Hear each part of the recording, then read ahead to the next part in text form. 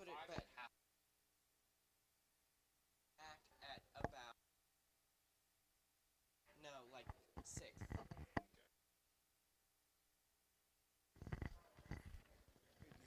Hello.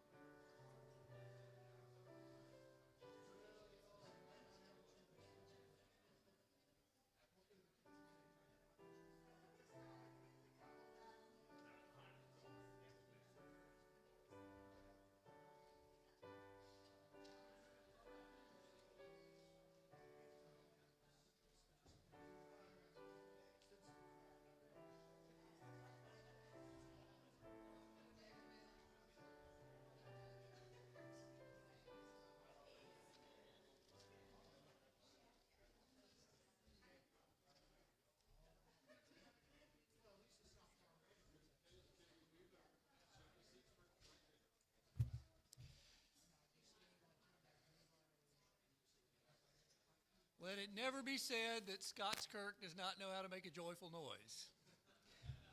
This is the day that the Lord has made. Let us rejoice and be glad in it. Good morning.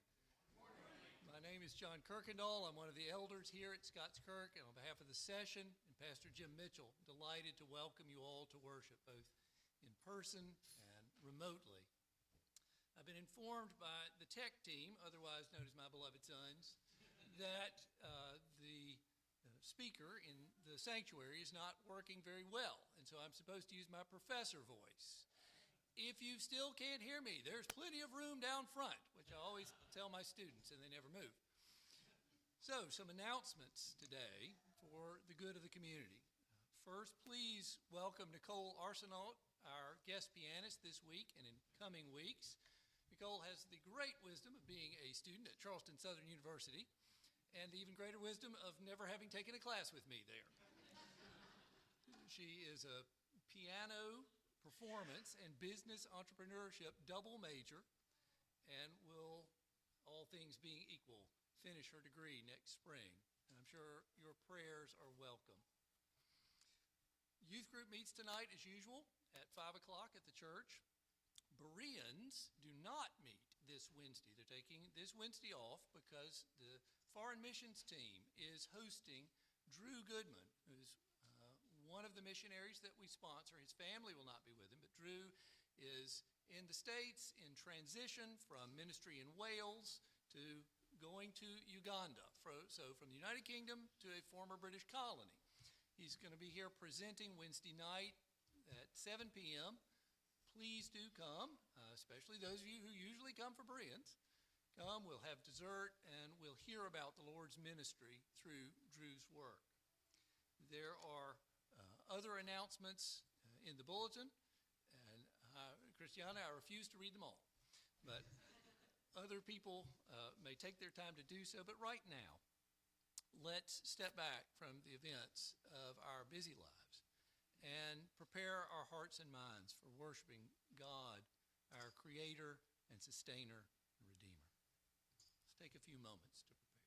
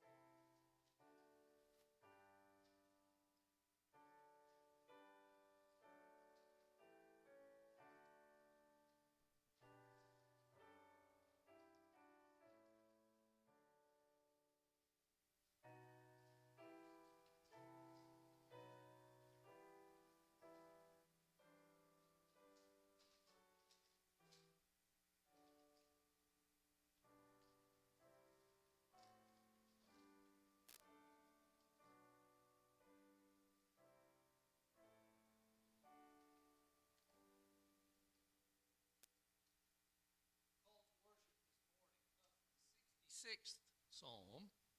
I want to read the first 4 verses. Shout for joy to God, all the earth. Sing the glory of his name. Give to him glorious praise. Say to God, how awesome are your deeds. So great is your power that your enemies come cringing to you. All the earth worships you and sings praises to you. They sing praises to your name. Selah. Let us now join with all the earth and sing praises to the name of our great God. In the Trinity hymnal, number 53, Praise to the Lord the Almighty. Please stand as we sing.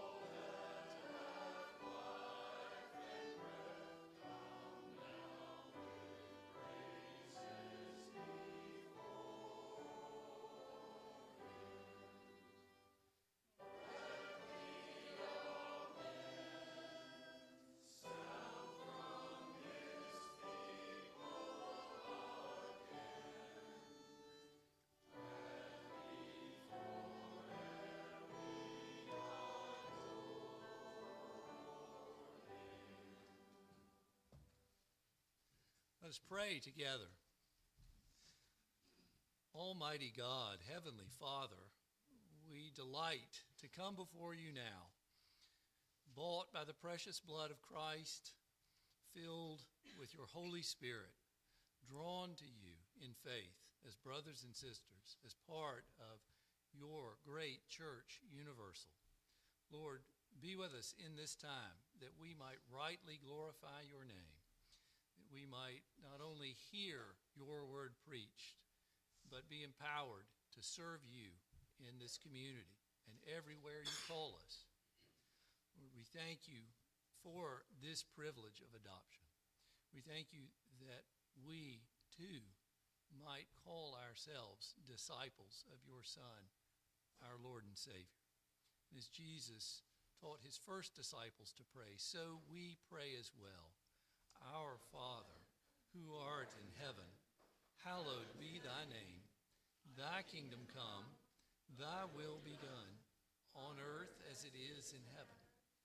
Give us this day our daily bread, and forgive us our debts, as we forgive our debtors. And lead us not into temptation, but deliver us from evil. For thine is the kingdom, and the power, and the glory forever. Amen. You may be seated.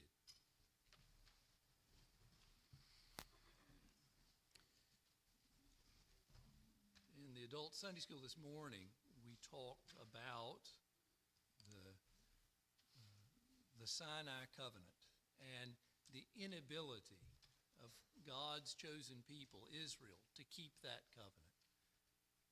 Sinning again and again, turning away to pursue false gods. We also talked about what God does to redeem his people. It is right now for those called by his name to confess our sins before him. Paul writes the church in Rome, "For the wages of sin is death, but the gift of God is eternal life in Christ Jesus our Lord." Let us take some time now to silently confess our sins.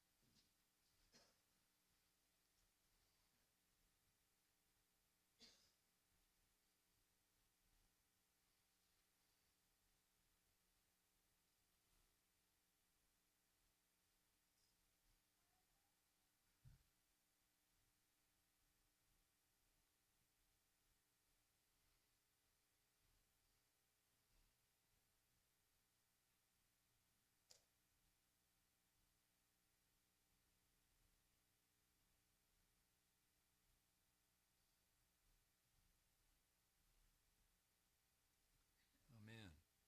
The apostle wrote the church at Colossae to remind them of what God has done, that in the fullness of time he sends his Son, whose blood is poured out as a propitiation for our sins. Hear the words now Paul writes to the church at Colossae, inspired by God's Holy Spirit. This is our assurance of pardon. He has delivered us from the domain of darkness and transferred us into the kingdom of his beloved Son, in whom we have redemption, the forgiveness of sins. And you, who once were alienated and hostile in mind, doing evil deeds, he is now reconciled in his body of flesh by his death, in order to present you holy and blameless and above reproach before him. This is the word of God. Thanks be to God for it. Please stand now for our confession of faith. This is taken from the Westminster Confession, drawn up by a group of men meeting at Westminster in London in 1643. And purely as an aside, they seem to have more than enough prepositions to work with. I found this very difficult to read as I went through it. And so take your time. This is a statement of our faith. Christians, in whom do you believe? God hath all life, glory, goodness, blessedness in and of himself, and is alone in and unto himself all sufficient. not standing in need of any creatures which he hath made, nor deriving any glory from them, but only manifesting his own glory in, by, unto, and upon them. He is the alone foundation of all being, of whom, through whom, and to whom are all things, and hath most sovereign dominion over them, to do by them, for them, or upon them, whatsoever himself pleaseth. In his sight all things are open and manifest. His knowledge is infinite, infallible, and independent upon the creature, so as nothing is to him contingent or uncertain. He is most holy in all his counsels, in all his works, and in all his commands. To him is due from angels and men, and every other creature, whatsoever worship, service, or obedience he is pleased to require of them. You may be seated. The children may now come forward. Elder Joel.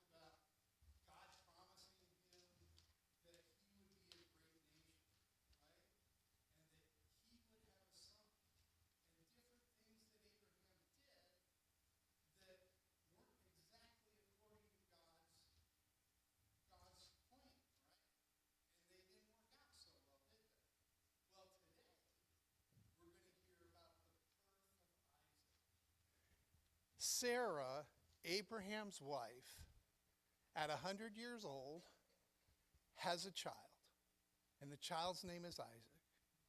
And this is the promised one that God had promised Abraham for so many years, and he finally came. God always keeps his promise. Now, we may not think he keeps it in the time that we want it to be kept in, but that's okay. That's not our choice. If God promises something, it will happen, because God is a God that keeps his promises. Let's pray. Dear Heavenly Father, we do thank you that you are a God that keeps your promise, that there is nothing that you have said that will not come to pass. Father, we just pray that you would give us the patience and the faith to know that it will all happen according to your will. In Jesus' name we pray. Amen.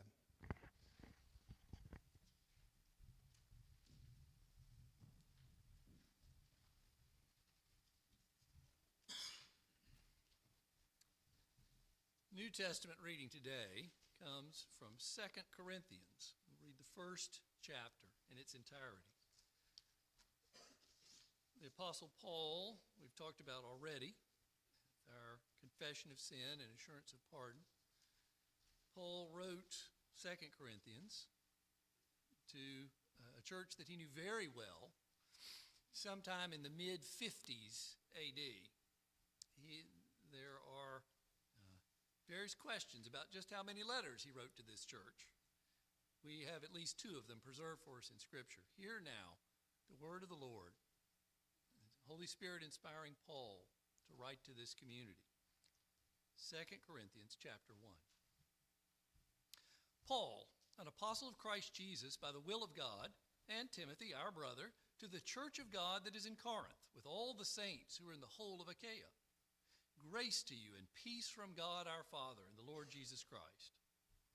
Blessed be the God and Father of our Lord Jesus Christ, the Father of mercies and the God of all comfort, who comforts us in all our affliction, so that we may be able to comfort those who are in any affliction with the comfort with which we ourselves are comforted by God. For as we share abundantly in Christ's sufferings, so through Christ we share abundantly in comfort too. If we are afflicted, it is for your comfort and salvation. And if we are comforted, it is for your comfort, which you experience when you patiently endure the same sufferings that we suffer. Our hope for you is unshaken, for we know that as you share in our sufferings, you will also share in our comfort. For we do not want you to be unaware, brothers, of the affliction we experienced in Asia. For we were so utterly burdened beyond our strength, we despaired of life itself. Indeed, we felt that we had received the sentence of death. But that was to make us rely not on ourselves, but on God, who raises the dead. He delivered us from such a deadly peril, and he will deliver us. On him we have set our hope that he will deliver us again. You also must help us by prayer, so that many will give thanks on our behalf for the blessing granted us through the prayers of many. For our boast is this, the testimony of our conscience, that we behaved in the world with simplicity and godly sincerity, not by earthly wisdom, but by the grace of God, and supremely so toward you. For we are not writing to you anything other than what you read and understand, and I hope you will fully understand. Just as you did partially understand us, that on the day of our Lord Jesus, you will boast of us as we will boast of you. Because I was sure of this, I wanted to come to you first, so that you might have a second experience of grace. I wanted to visit you on my way to Macedonia, and to come back to you from Macedonia, and to have you send me on my way to Judea. Was I vacillating when I wanted to do this? Do I make my plans according to the flesh, ready to say yes, yes, and no, no at the same time? As surely as God is faithful, our word to you has not been yes and no. For the Son of God, Jesus Christ, whom we proclaimed among you, Silvanus and Timothy and I, was not yes and no, but in him it is always yes. For all the promises of God find their yes in him. That is why it is through him that we utter our amen to God for his glory. And it is God who establishes us with you in Christ and has anointed us, and who has also put his seal on us and given us his Spirit in our hearts as a guarantee. But I called God to witness against me.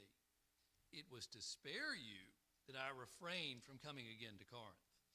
Not that we lord it over you in faith, but we work with you for your joy, for you stand firm in your faith. This is the word of the Lord.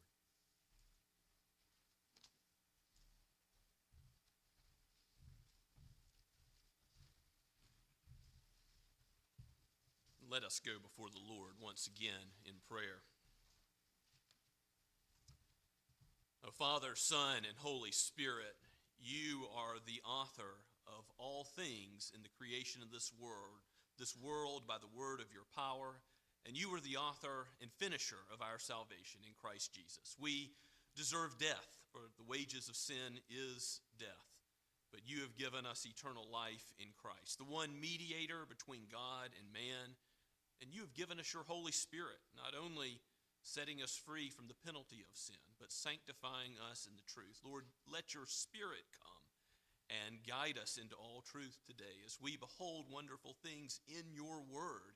Make us more like Christ as your sons and daughters. Have us to live as becomes his disciples more and more until the day when your promises will be completely fulfilled, consummated, in the Lord Jesus Christ, coming again, a new heavens and a new earth where all things will be made new and every tear wiped away. We do look forward to that coming day. And as pilgrims going to a better land, Lord, we thank you that you are caring for us both in body and in soul on our journey there. Lord, we thank you that you are the God of this nation and every nation. We thank you that you have given us the freedom to meet together in peace today. May this continue to be so. And Lord, if you see fit to bring persecution on this land, would you in wrath, in judgment, remember mercy on your people, your church. We ask, Lord, that you would bless the gospel as it goes to every land, that you would bless the work of foreign missionaries. We particularly lift up the hospital in Sahiwal, Pakistan, as they do deeds of love and mercy along with bringing the gospel. We pray for the ARP Church in Pakistan as a whole. Pray for the Ackermans as they seek to lead that ministry. We pray for the Goodmans as you give them transition from Wales to Uganda, and as they come to be with us this Wednesday, Lord, give them safe travel, that we might enjoy and fellowship with them in you and be knit together with them in the work ahead as partners in the gospel more and more.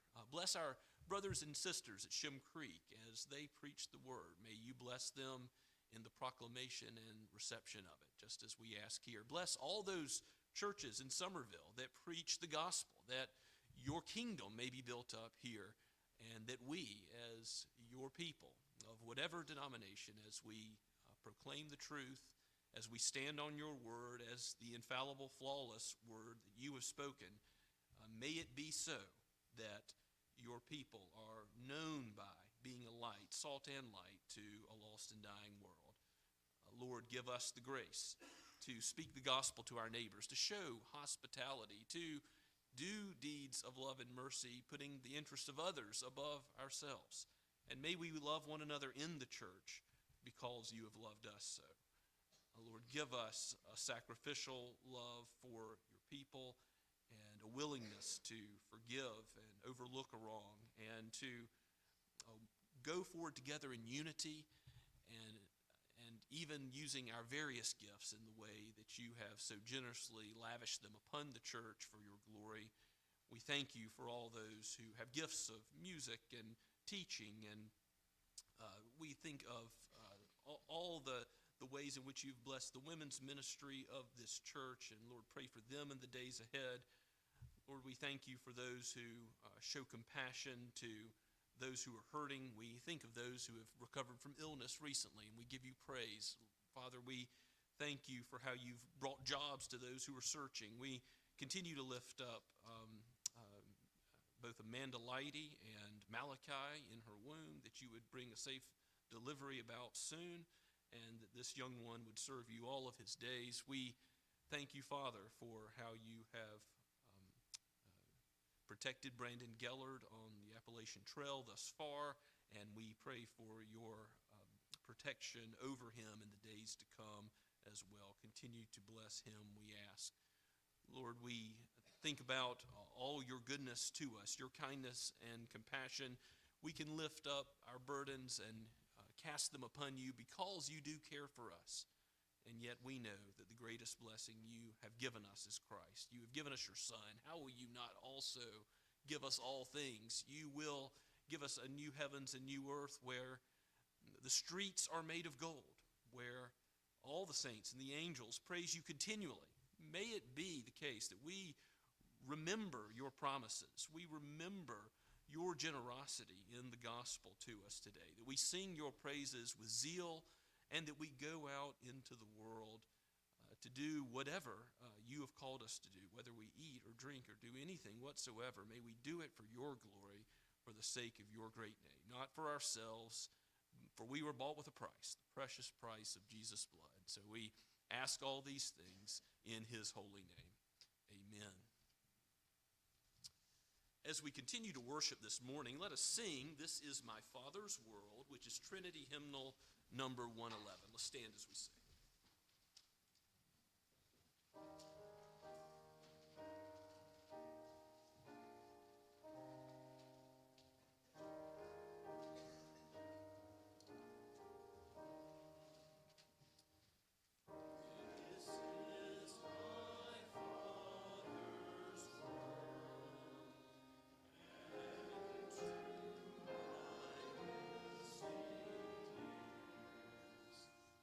All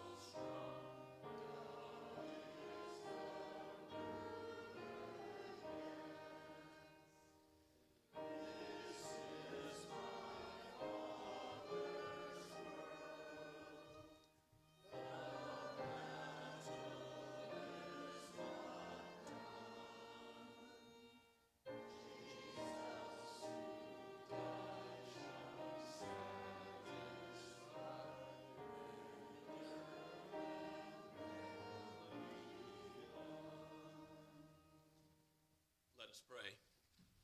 Lord, until that day when the knowledge of you covers the earth as the waters cover the seas, until the lion lies down with the lamb, until that great day, we ask that you would guide, protect, and build up your people in the truth of your word, that you would use us as living sacrifices for the expansion of your kingdom. Use our time, our talents, and our treasure so that your name would be made great in all the earth. We ask it in Jesus' name. Amen.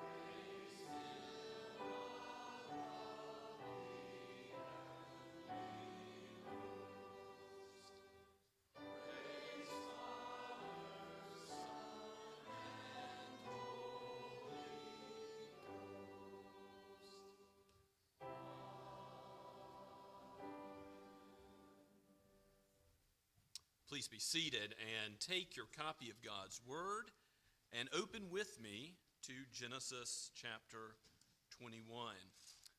We'll look at the first 21 verses of Genesis chapter 21 this morning. Glad to be back with you. Thankful to have Chip Watson bring the Word last week while our family went on vacation, and what a privilege to serve as your pastor. We did have a restful time with family at Edisto Beach, but glad to be back with you today as we pick up in the narrative of Abraham's life. And I don't know if you remember back when this all started, way back in Genesis chapter 12, Abraham was 75 years old. Look and see how old he is in this text today. He has to wait he's 75 in Genesis 12. He's 100 as we encounter him here in chapter 21. He waits 25 years for the promises of God to be brought about. But just as sure as God's word calls the world to be, when he said, "Let there be light," and there was light in Genesis 1, so sure are his promises to Abraham. They'll be fulfilled even though Abraham has struggled with besetting sin with Abimelech, and how he dealt with Sarah, his wife, there in chapter 20, where we covered 2 weeks ago. We've seen how Abraham is not at all a perfect man. He is a sinner saved by grace. But God is going to fulfill his word. So let's look at what Moses has penned and the Holy Spirit has breathed out, not only for those in Abraham's day, but also for us as God's people today and for all those who hear. This is the word of God. The Lord visited Sarah as he had said, and the Lord did to Sarah as he had promised. And Sarah conceived and bore Abraham a son in his old age at the time of which God had spoken to him. Abraham called the name of his son who was born to him, whom Sarah bore him, Isaac. And Abraham circumcised his son Isaac when he was 8 days old, as God commanded him. Abraham was 100 years old when his son Isaac was born to him. And Sarah said, God has made laughter for me. Everyone who hears will laugh over me. And she said, who would have said to Abraham that Sarah would nurse children? Yet I have borne him a son in his old age. And the child grew and was weaned. And Abraham made a great feast on the day Isaac was weaned. But Sarah saw the son of Hagar, the Egyptian, whom she had borne to Abraham, laughing.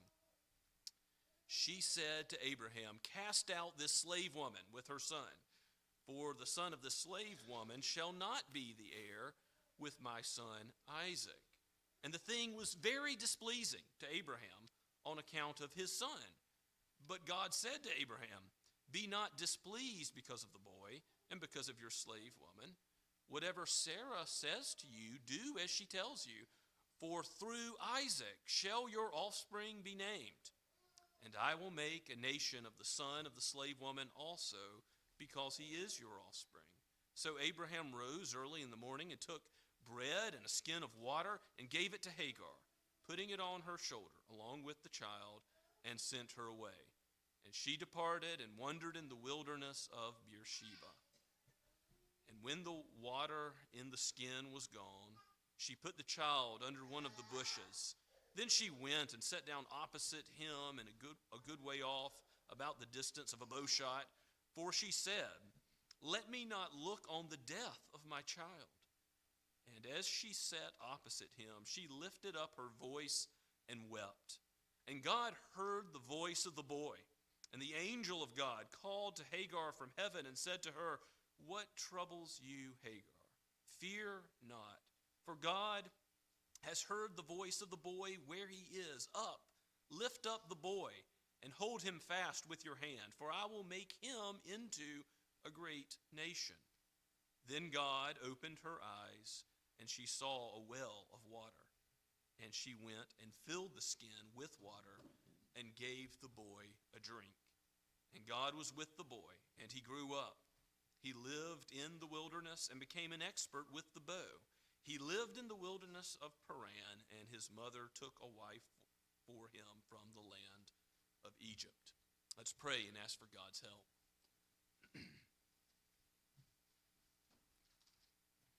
Oh Lord, this is your word. This concerns your promise to make even Gentiles Abraham's offspring, to make us children of the promise by the gospel through the Messiah.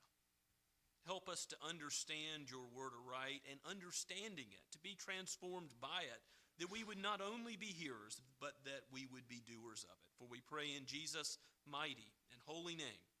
Amen. Laughter. That is who is born in our text. For the name Isaac means laughter. And as my 7-year-old son told me earlier this week, laughter is contagious. Somebody starts laughing and others do as well. It's true. But the laughter that previously went on, you remember, was the laughter of mockery. Because Abraham thought he was going to fulfill the promises of God in his own way, in his own timing. Remember, he and Sarah agreed to it. He took Hagar and sought to have a child through her. And indeed, the child Ishmael was born through Hagar. But this is not the child of the promise. This is not what God is going to use to fulfill his word. And Hagar looked down on and despised and mocked with laughter Sarah. And she was scorned by that. And then there was the laughter of unbelief, wasn't there?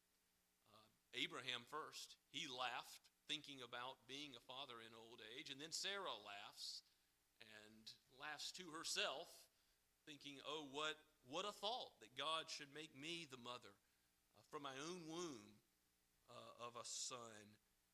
And yet God said, this time next year, I'm going to come back and visit you again, and you will from your own flesh bear a son. And here is, in verse 1 of our text, the glorious summary statement of God's faithfulness to fulfill his word, to keep his promise. As I said earlier, it's like his word at creation. God says it, and it happens. Do you think when he says a promise and shows it to Abraham and Sarah by many covenant signs and repeating that promise several times, that it's any less sure?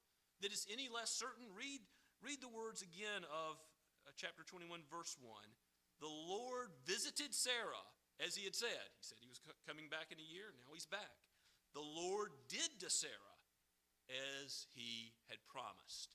He miraculously, though she was long past the time of menopause, he miraculously caused her womb to be opened. She conceived, verse 2 says, and bore Abraham a son in old age. She's 90, at the time of which God had spoken to him. And they named the son Isaac, and that was what God said the son was to be named. And Abraham, in faithfulness, calls him Isaac. And Abraham, in faithfulness to God's command earlier to circumcises him on the 8th day. Now, interestingly, that's the first 8th-day circumcision in all of Scripture. Jesus will be circumcised on the 8th day, as the Scriptures call for. Certainly, when you look back at the end of chapter 20, in the verses 17 and 18, you see how when the story with Abimelech comes to a conclusion, Abraham prays and God heals Abimelech, but also heals Abimelech's wife and the female slaves in the household. He opens their wombs up. They were closed, and now they're able to have children. What a blessing for Abimelech's family that comes through Abraham. God does a miracle there. And then right on the heels of that, God fulfills his promise by opening up the womb of Sarah so that Isaac is born. Certainly both of these things point us forward to the ultimate birth through the womb of the Virgin Mary, one who had never been with a man. She has her womb visited by God. The Holy Spirit overshadows her, and she bears the Messiah in the end, foreshadowed by these miraculous births, no doubt, but the miracle of miracles, that God should become man, that the creator of all things should become one of us to live a perfect life and die an atoning death in our stead. That is the gospel to which Abraham looks by faith. And we're going to see, even as chapter 22 and the steps of Mount Moriah are ahead, where God is going to call Abraham to take Isaac, his only son. He's going to be given a sacrifice provided by God. And Abraham's going to understand that God has the power even to raise the dead. Abraham's faith, credited to him as righteousness, is ultimately what this account is about. And so we need to remember that the promises of God to us are not to be healthy and wealthy. They're not to be free of material woe. We're going to have trials. Jesus told us to expect that. James told us to count it all joy when those trials come upon us, for we know that God strengthens our faith and builds us up in adversity, oftentimes. Doesn't mean trials are good. Evil is still evil. Sickness and death are still sickness and death. But God uses difficulties so that we might become more holy. He uses all things for good for the sake of his glory. And if he's given us Christ, he will give us all things. He's given us his beloved Son. We're going to be heirs of everything. The promises of God that we recite in worship are right to be remembered and recalled, to be meditated upon, so that we give him the praise that he is due. How many times do you think in 25 years Abraham had to say, what does God promise? What did he do when he cut the animals circles in half, and God assumed all the terms of the covenant for Abraham. But what does Abraham think on as God repeats these promises again and again? So we also ought to think of the gospel promises of Scripture and know that in God's timing, they will be fulfilled. Yes, with the Lord, a day is 1,000 years, and 1,000 years a day. But look, Christ is coming back. A day and an hour at a time, no man knows, but Christ will return most assuredly, though it seems long to us. Though 25 years no doubt seemed long to Abraham, God will fulfill his word. So this name of Isaac that means laughter, we know that now it's not the laughter of unbelief or reproach, but it's the laughter of joy that will be contagious to others. Sarah herself says it. Did you catch that in verse 6? Sarah said, God has made laughter for me. Play on Isaac's name. Everyone who hears will laugh over me. So when other people hear the story of how God fulfilled his word 25 years later, she says they're going to laugh, but they're not going to laugh at me. They're going to laugh with me in joy. Certainly this is an occasion where Abraham and Sarah are overflowing with thanksgiving for God and all that he has done. And we have a little bit of fast forwarding that goes on in the text. We see Sarah's given the ability to nurse children in old age, and then the child is weaned in verse 8. And probably that's at age 3 or even later. That's common in the ancient Near East at this time. And so Isaac is still young, but several years old, and Ishmael is now a teenager and probably starting to comprehend something of, well, even as the son of a slave woman, and the Code of Hammurabi and other legal codes, there would have been some right for the son of a slave woman who's accepted in the household to have some inheritance from the father. And so he's probably starting to comprehend that Isaac is a threat to all of this, and he's mocking, he's laughing at, we see in verse 9, Isaac at the time of this great feast which Abraham prepares. By the way, there's Chef Abraham again. He's previously entertained angels by making a great feast. And we don't know what's on the menu here, I'm sorry to say, but he's made another great feast. And at this, what should be a joyous occasion, celebrating Isaac, Ishmael is not celebrating. Ishmael is becoming bitter and seeking to mock Isaac. And so you have Sarah respond to this situation where Ishmael is making a scene. She says to Abraham in verse 10, cast out this slave woman. Doesn't even say Hagar's name. This slave woman. Cast her out, for the son of the slave woman will not be the heir at all with my son Isaac. And is she right? Is God going to make Ishmael an heir? Not exactly. It's going to be as Sarah says. We're kind of surprised that God takes Sarah's side because Abraham is very displeased or very distressed. The Hebrew is strong here, and it's repeated twice in the next couple of verses. In verse 11, it says, this thing was very displeasing to Abraham on account of his son. His heart's broken. He doesn't want to see Ishmael cast out, disinherited, and he resists it. But God says to Abraham, verse 12, be not displeased because of the boy and because of your slave woman. Whatever Sarah says to you, do as she tells you. For through Isaac shall your offspring be named. God is going to clear away this obstacle to Abraham's trust in the Lord's plan. And God has the right and prerogative to do that. I mean, read Romans 9. Can he choose Jacob to love him and to hate and pass over Esau? Is it fair? Is it right? We have no right to speak back to the Creator. Paul's going to make it very plain that God has the right to set a distinction, an antithesis between one son and another.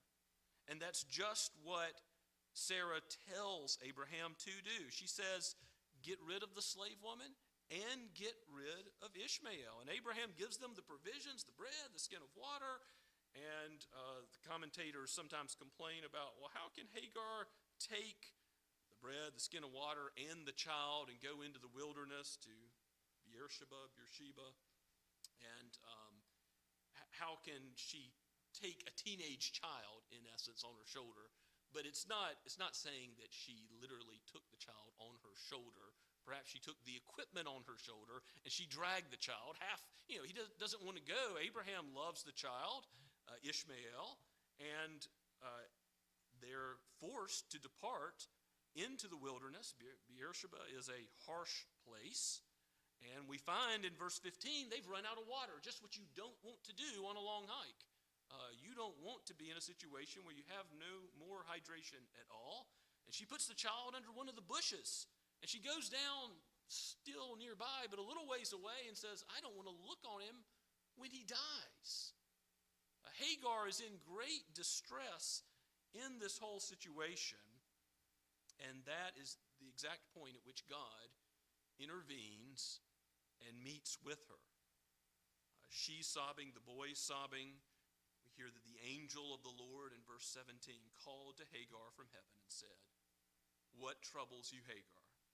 Fear not, for God has heard the voice of the boy where he is. Up, lift up the boy, hold him fast with your hand, for I will make him a great nation. So here's the kernel of truth. He doesn't receive Abraham's inheritance at all. That's Isaac, through which the promise will be fulfilled. But he will become a great nation. God is not giving him a covenant promise here, a gospel promise, a saving promise. He's not saying, I will be your God and you will be my people. But he is saying Ishmael will be the father of a great nation. And we see that later in Scripture. I mean, if you go to Psalm 83, verses 5 and 6 show a number of nations that seek to destroy Israel. And numbered amongst them are the Ishmaelites. The Ishmaelites are going to be a great nation, but that seed warfare that we've seen all the way back to the earlier parts of Genesis 3:15, seed of the woman, seed of the serpent, Cain, Abel, later the sons of God and the daughters of man. That the seed warfare continues, and it is the case that God will bless by common grace Ishmael and make him into a great nation, but it's not a saving promise. However, God does save the boy's life. In verse 19, he opens the eyes of Hagar, and she sees a well. Was the well there all the time? Did God miraculously provide the water? We're not told exactly what goes on, but we know that the water that was necessary for life was given. God is the God of the eternal, everlasting water of life, as Jesus tells the woman at the well. And he provides this physical water at the time of Hagar's need. And we see the boy live in the wilderness, grow. Hagar takes the responsibility usually given to the father to procure a wife for him. And we see that that is from the land of Egypt. Remember how Abraham has stumbled in Egypt more than once now, going there for food, seeking out Hagar. And now Egypt comes again into play with Ishmael. So you have great blessing. Ishmael clearly being cleared away so that Isaac can receive the blessing of the promise. And the Apostle Paul tells us that there is a bigger spiritual reality here, that in Galatians 4, Ishmael and Isaac represent two covenants. The old covenant, the law, which condemns us. Our sin shows that we can't keep the law. We're slaves to sin, death. But if you're the children of Abraham, you are under the covenant of grace. You know the God who provides the sacrifice. You know the God who feeds you when you can't feed yourself. As we come to the Lord's table, this is certainly the God that we need to know, because it's not like we can provide any spiritual sustenance for ourselves. We know that Christ alone justifies us, that his blood cleanses us from all sin, and his righteous life gives us right standing before God. But it's not only that. It's not only that he justifies us. He adopts us as sons and daughters into his family, and then He sanctifies us. We don't sanctify ourselves. The Spirit is at work in us so that we do what God commands more and more personally. So it involves our human action, but it is not something that comes of our flesh at all. It is of the Spirit to will and work in us His good pleasure. So, as we come to the table, we need to recognize that those solas of the Reformation are right. In faith alone and in Christ alone are we saved. We don't provide any of the works to add to Christ. And it's our faith in Him, our trust in Him, to feed us that is wholly our salvation, our justification, our adoption, our sanctification, and yes, one day, our glorification, the fulfillment of all these promises that God will bring about.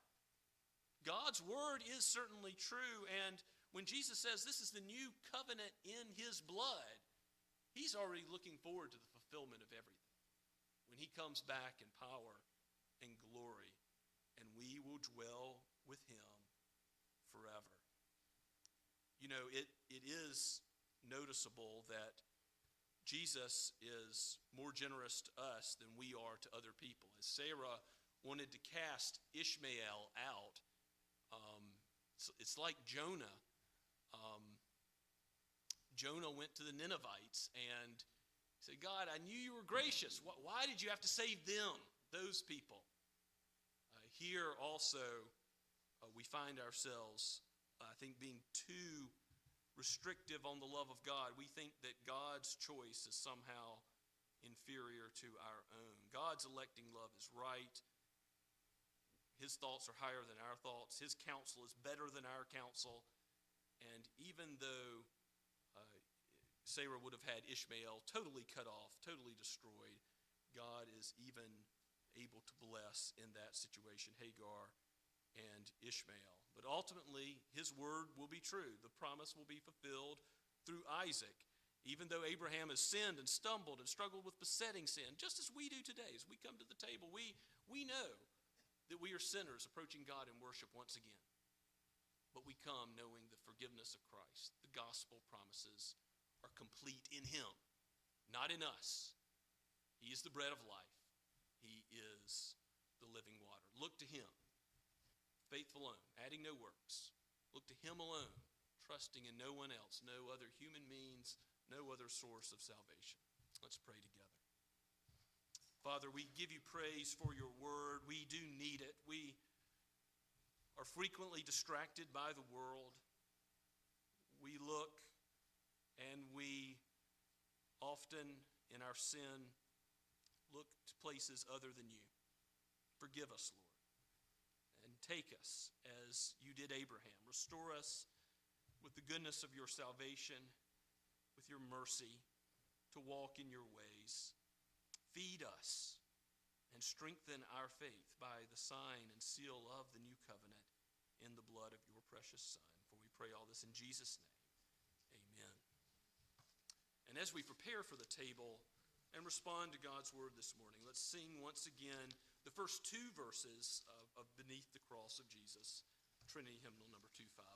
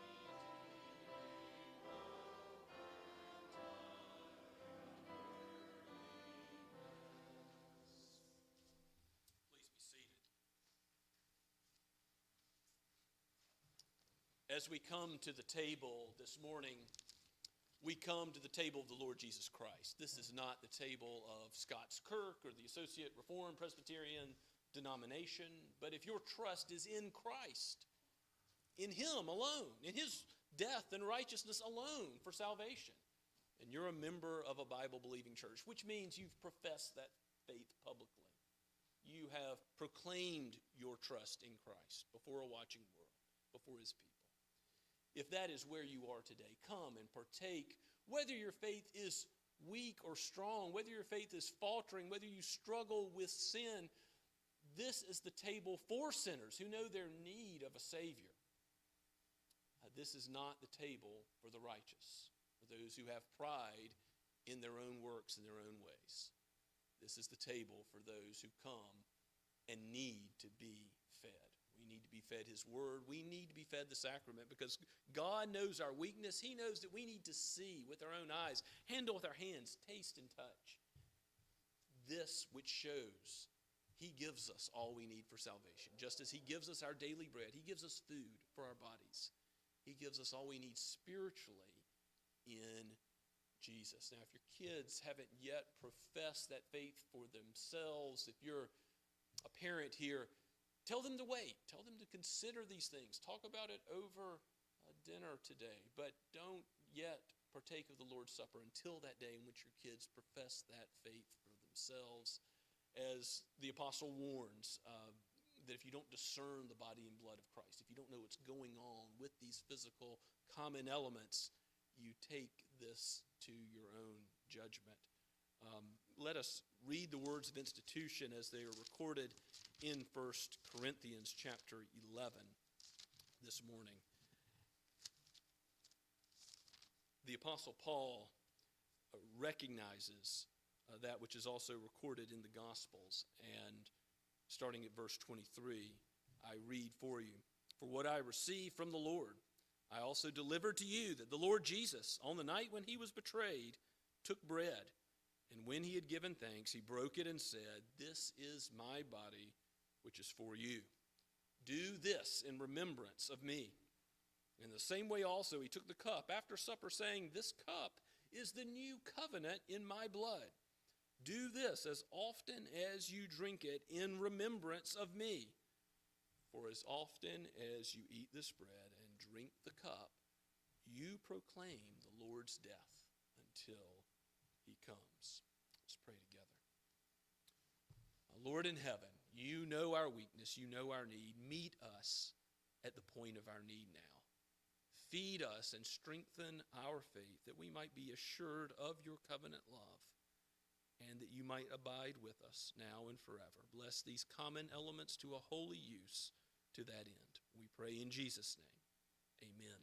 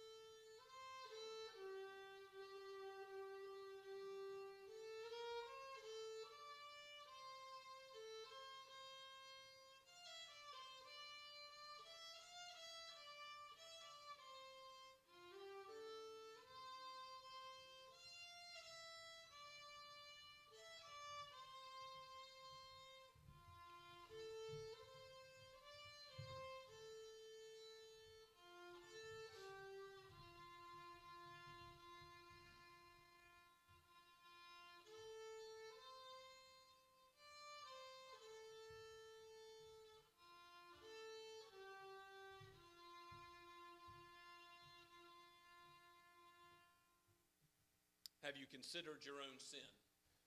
If so, then you know that you deserve death. But Jesus deserves life. And because he deserves life and you are hidden in him, you will have life with him now and forever. Rejoice and be thankful.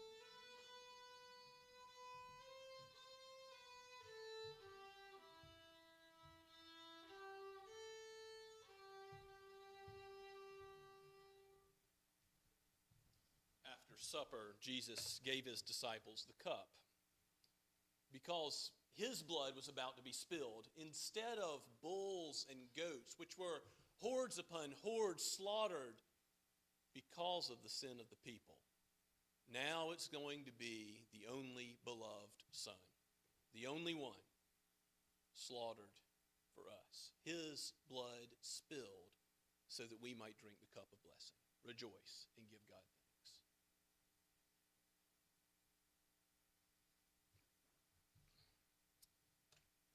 Let's pray together.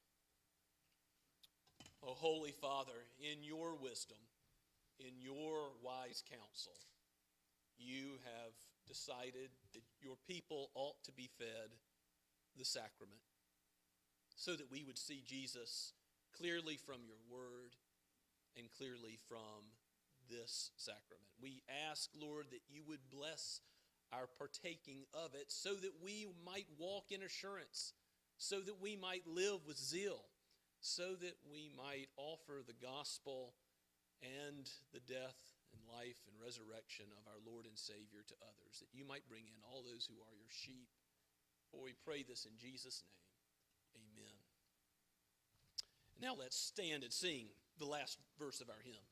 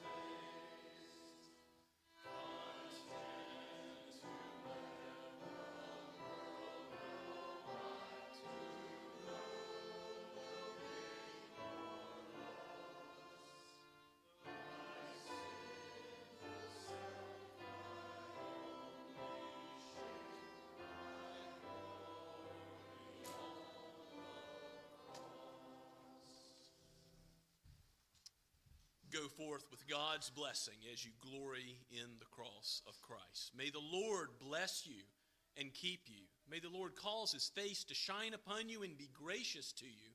May the Lord lift up his countenance upon you and give you his peace now and forever. Amen.